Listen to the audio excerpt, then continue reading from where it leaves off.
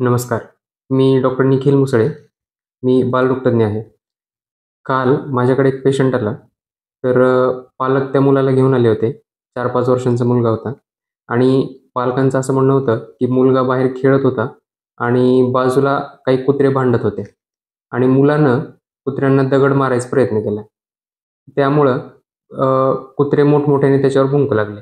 सर्व मोठी माणसे घरात होती. कुत्र्यांच्या भुंकण्याचा आवाज ऐकून ते बाहेर आले आणि पाहतात तर मुलगा रडत होता. ठीक आहे.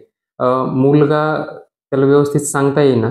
तो फक्त मांडीला हात लावून "कुकू चावला" असं म्हणत होता. पण ॲक्चुअली त्याने जीन्सची पॅन्ट घातली होती. पण जेव्हा पॅन्ट काढून पाहिली तेव्हा मांडीवर थोडंसं खरचटल्यासारखं झालं होतं. तर मग पालकांचं म्हणणं होतं, की कुत्रा खरंच चावलाय की नाही आम्हाला माहिती नाहीये. पण मांडीवर खरचटल्यासारखं मात्र झालेलं आहे. थोडंसं लाल झालेलं आहे. तर मग आता कुत्रा चावल्याचं इंजेक्शन द्यायचं की नाही? तर हीच केस सोप्या भाषेत करून सांगायची झाली तर अनविटनेस्ड डॉग बाईट आणि स्ट्रे डॉग बाईट. अनविटनेस्ड म्हणजे कोणी पाहिलेलं नाहीये, की खरंच बाळाला कुत्रा चावलाय की नाही. आणि स्ट्रे डॉग बाईट त्यातल्या त्यात तो कुत्रा स्ट्रे आहे, स्ट्रे डॉग आहे म्हणजे मोकाट कुत्रा आहे. तो पाळलेला नाहीये. तर मग अशा वेळी जर माहिती नसेल, की खरंच चावलंय की नाही कुत्रा, तर मग बाळाला कुत्रा चावल्याचं इंजेक्शन जे की रेबीजचं इंजेक्शन म्हणतो, ते अँटी रेबीज व्हॅक्सिन मग देऊन घ्यायचं की नाही?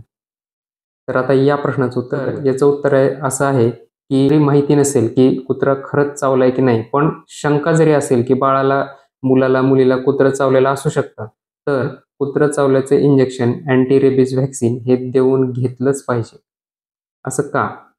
तर रेबीज हा जो आजार आहे, जो की कुत्र्याच्या लाळेमधून पसरतो.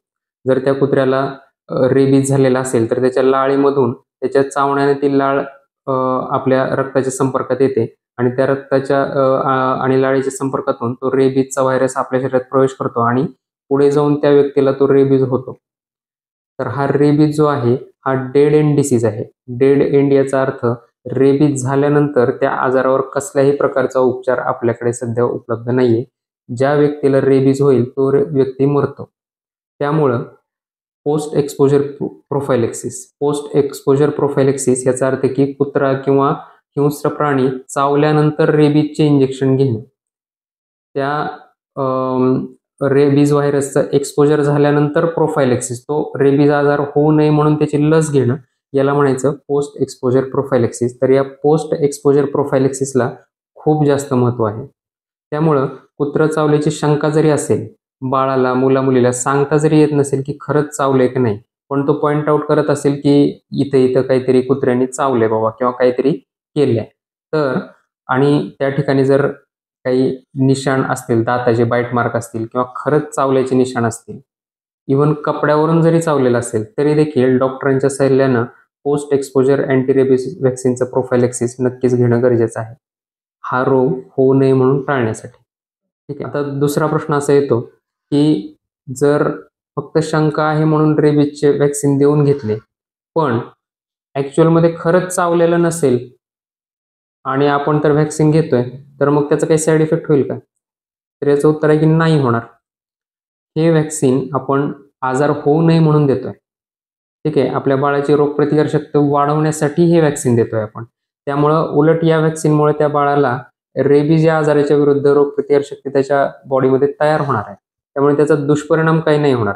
कुत्रं चावलेलं नसताना देखील जर इंजेक्शन दिलं आपण फक्त शंकेपोटी, तरी देखील त्याचा कसलाही साइड इफेक्ट होणार नाही किंवा त्यानं काही बाळाला त्रास होणार नाही. उलट फायदाच होईल. त्याच्यामध्ये रेबीजच्या अगेन्स्ट रोगप्रतिकारशक्ती निर्माण होईल.